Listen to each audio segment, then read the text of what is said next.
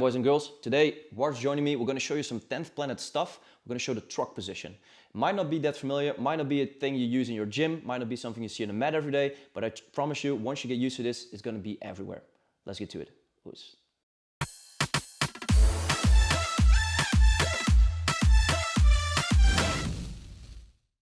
Okay, so before we get started on the position, control mechanics and the finishing mechanics, we're first going to show you the concept of how this position is related to something you know. Because it's a weird position, so we're just going to relate it to half guard. I hope everyone knows what half guard is. I'm going to have my opponent roll forward. Well, this is not something you will do in sparring nor in competition, but just for the purpose of showing how this technique, this position is related to the half guard, I'm going to have my partner ask to roll. So he rolls forward. All I do is I keep control of his leg. So this hook that was my half guard hook just stays inside. I go over under, make a lockdown, and I control the free limb. In this case, his leg, or it could be his arm. Now, we're going to talk about that in depth a little bit more, but first off, I'm going to have my partner roll backwards, and we're back in half guard. Let's see that from a different angle, real quick. So, just to get a conceptual thought on what is the truck position, my leg is curling his leg in a half guard, he rolls forward, all I do is I stay beside him, yeah? I'm going to log up my legs, extend, and keep control of the free limb. This is the position we're going to work with today, the truck. He rolls back, and we're in half guard. Okay? I hope that clears up the position. So we're going to do some basic entries because I want you guys to get this position from things that you're familiar with. For instance, we're going to work with the turtle position. Now, there's a lot of truck videos out there, or check out something else, or ask your coach. How I like to think about it is if I don't get my double hooks in, I don't get my back control. So we can work to getting the hook in. Not going to cover that too much now. Let's just assume I have one hook in. Yeah. And I want to get my shin to the outside of ward. So you can see my foot popping out on the outside. Okay? If you hurt your knee, or if you're having trouble with your knee, I'm just going to explain it real quick on this side so you can see the knee. So when I have a normal hook in, my knee is up in the air. I want to drop my knee down and rotate my shin to the outside of his knee. Yeah? So you don't have to be flexible, because if my knee is here, I can never hook behind his knee on his calf. So I drop it down, go under, and extend. Usually I get this space, especially if he leans in forward to prevent me from getting grips and choking. I get my foot out, rotated to the side. Now this leg stays off. My weight, which is on top of his back, is going off to the side. I just have to stay on his hip here.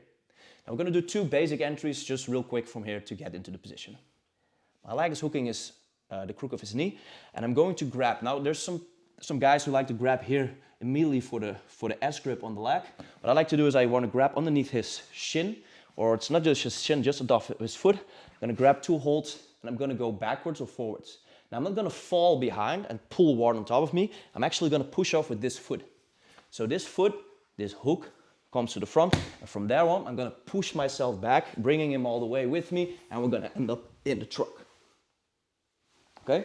Instead of going backwards, especially if he fears going back and he keeps his weight there, we're just going to roll forward. So let's angle a little bit. Yeah. So, same foot is here. Now instead of going backwards, pushing from there, we're just going to roll, boom, and we end up in set truck. Okay? Now those are some basic entries. A final one, just to get into the position from things you know of, is back control. So every time we have back control, yeah, as soon as my opponent, if he starts to bridge out, he puts his face on the mat, I'm almost losing the position, I'm going to help him go that way. So I'm not going to resist. If I can, I keep control of his back, but if I feel he's going this way, I'm actually going to lift him up, and I'm going to use my leg and my hands. So I have a seatbelt grip. I go underneath his armpit. As soon as he starts bridging, I'm going to hook his leg, and I'm just going to lift him over, slide through, and get to the truck.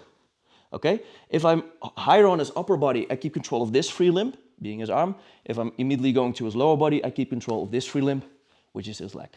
Now there's also some fancy entries, like from the ninja roll from quarter guard. We have a video on that on the ninja roll, or from the 100% sweep. We also have a video on that. I'm not going to go too much in depth on fancy entries. We just want to get the basics down today. So in the truck, I control his legs. Now his far side leg, I control by having this hook, triangling my legs and making a lockdown all the way to the end of his ankle. This free leg, I don't want to control the shin here. So please kick your leg out. Boom. I can lose the leg. I don't want to control here on the foot. What I like to do is I want to get a, let's call it a taco grip, like I keep control of a taco shell. And I want to imagine getting his pinky toe and his big toe rolled towards each other here. And I'm going to push this entire foot into his glutes here. So extend your leg, please. That's a pretty strong grip. Yeah, because I'm on the end of the lever. It makes sense. If I'm here, extend your leg please, it's easier for opponent to kick out. Now, just real quick note, if he starts kicking out, I can actually grab his hip, help him, and twist back to back control every time. So the back and the truck are related to each other. Every time I can switch between those two. But for now, we're gonna stay in the truck. So imagine grabbing a taco here and putting it in his glutes. Now his hip is free to move and point his knee inwards or outwards, but I have control of the far side limb. So it prevents him from rolling away and ending back in half guard. Yeah, so I hope that makes sense. So back to truck, please. So if he wants to roll back to half guard whilst I have control of this leg, no way. Now this hand is pushing his toes into his glutes, and this hand, which is obviously free, is gonna help there. So I keep control here. Now, in the position, we have several submissions, but first we keep a bit more control of this leg. So I imagine pushing his foot into his glutes, getting control of this shin here, and extending him here to keep position. Yeah? I can upgrade by either swimming through, or if he starts to point his knee away, going underneath my armpit and getting an S grip here on his thigh.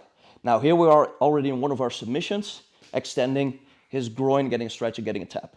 Yeah? But to get this foot into your armpit, I usually wait for an opponent to turn away with his knee, and I actually swim over, get the S grip high on his thigh, keep my armpit inside his foot, and extend to get the tap.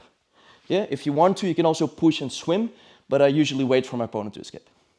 Now, conceptual thinking, if his knee goes away, he helps me go to the armpit, and if his knee goes towards me, he helps me go to one of my favorite submissions from here.